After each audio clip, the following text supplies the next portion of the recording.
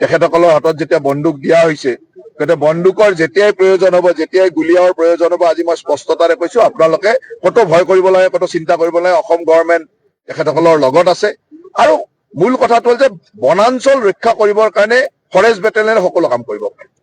বনাঞ্চল যেতিয়া কোনোবাই ধ্বংস কৰিব, ঠিক আছে, আমাৰ বাউণ্ডেৰী কৰবাত ডিছপুট আছে, বাউণ্ডেৰী ডিছপুটটো আমি ৰাজনৈতিকভাৱে কথা পাতি ছেটেল কৰিম, কিন্তু বাউণ্ডেৰী ডিছপুটৰ গইনা লৈ কোনোবাই বনাঞ্চল ধ্বংস কৰিব, এইটো মানি লোৱা নহয়।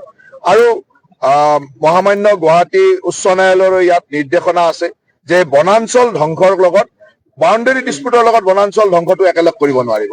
ঠিক আছে, বাউণ্ডেৰী কৰবাত ডিছপুট আছে, আমি বিভিন্ন ৰিজনেল কমিটি বনোৱা হৈছে, তাত আমি আলোচনা কৰিম, কিন্তু বনাঞ্চলৰ যাতে এডালো গছ কাটিব নোৱাৰে তাৰ কাৰণে ফৰেষ্ট বেটেলিয়ন আৰু অসম পুলিচে সম্পূৰ্ণ প্ৰটেকশ্যন দিব আৰু তাৰ কাম কৰি গৈ থাকিব। যেতিয়ালৈকে আমি, কাৰণ আমি ইয়ালৈ আহি এটা কথা গম পোৱাৰ দৰে হৈছে যে আমাৰ ইয়াত যিসকল জোৱান আছে তেওঁলোকক কয় যে তেওঁলোকক গুলিয়াবৰ কাৰণে পাৰ্মিশ্যন লাগিব, অমুক লাগিব, গুলিয়াৰ পাৰ্মিশ্যন নাই, এনেকে তেওঁলোকক ডিমৰেলাইজ কৰি থকা হৈছে।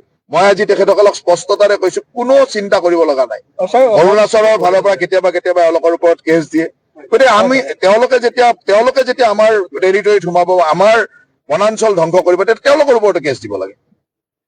কেছ দিয়া আপোনালোকৰ কেছ দিব লাগে। আপোনালোকৰ যেতিয়া অসমৰ বনাঞ্চলত কোনোবাই বনাঞ্চল ধ্বংস কৰিব, আপোনালোকে কেছ দিয়ক, আমি চাম। আৰু আমাৰ ফৰেষ্টৰ মানুহখিনিও কোৱা হৈছে যে কোনো চিন্তা কৰিব লগা নাই, আপোনালোকক সম্পূৰ্ণ বন ৰক্ষাৰ কাৰণে যি ডিচিশ্যন ল'ব লাগে, কাৰণ বন ৰক্ষা কৰিবৰ কাৰণে স্পটতে ডিচিশ্যন ল'ব লাগিব। কোনোবা যদি দুৰ্বৃত্ত আহে, তেওঁক দুৰ্বৃত্তক ৰখাবৰ কাৰণে যি ডিচিশ্যন ল'ব লাগে আপোনালোকে স্পটত ল'ব আৰু কৰিব লাগিব। আৰু মই আমাৰ বেটেলিয়নৰ ওপৰত পুৰা বিশ্বাস আছে, এইসকল যথেষ্ট সুদক্ষ আৰু খুব ভাল জোৱান আছে আমাৰ ইয়াত। তেখেতসকলে সম্পূৰ্ণ বনাঞ্চল ৰক্ষা কৰিব পাৰিব বুলি মোৰ বিশ্বাস আছে। আৰু তাৰ লগে লগে প্লেণ্টেশ্যনটো আমি লগালগ কৰি যাম। এই অহাকালিৰ পৰা প্লেণ্টেশ্যনো চলিব।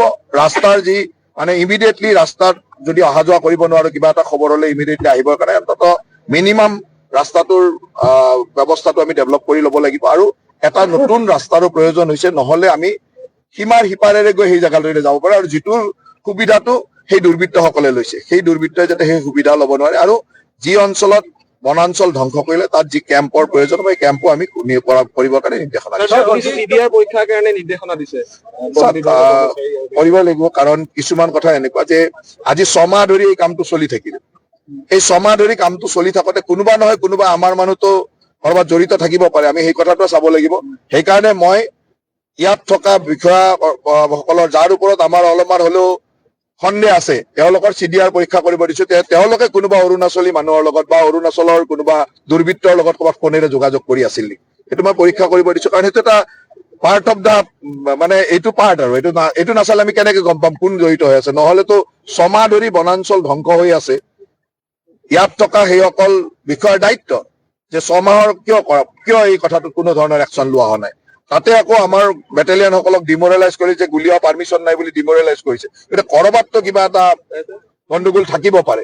সেইকাৰণে মই ইয়াক পৰীক্ষা কৰিবৰ কাৰণে CDR খিনি চাব বিচাৰিছো। যিখিনি বনকৰ্মী কেছ কৰিছে অৰুণাচলে, কেনেকে ধৰণে সহায় কৰা হ'ব অসম চৰকাৰে?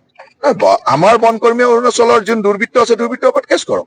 তেওঁলোকে আমাৰ ওপৰত কেছ কৰিছে, আমাৰ কথা হ'ল যে ফৰেষ্ট কাটিব অহা দুৰ্বৃত্তৰ ওপৰতো কেছ কৰিব লাগিব।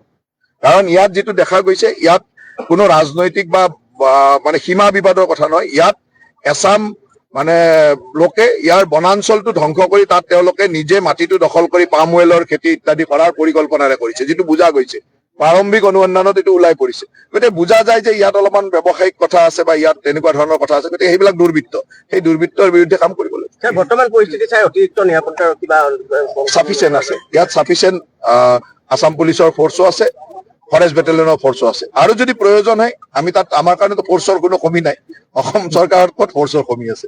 ফৰ্চৰ কমি নাই, ফৰেষ্ট বেটেলিয়নো আছে, আসাম পুলিচো আছে, ফৰ্চৰ ক'তো কমি নাই। যদি প্ৰয়োজন হয় আৰু আহিব, কিন্তু ইয়াত যিখিনি আছে সেইখিনিয়ে চাফিচিয়েণ্ট।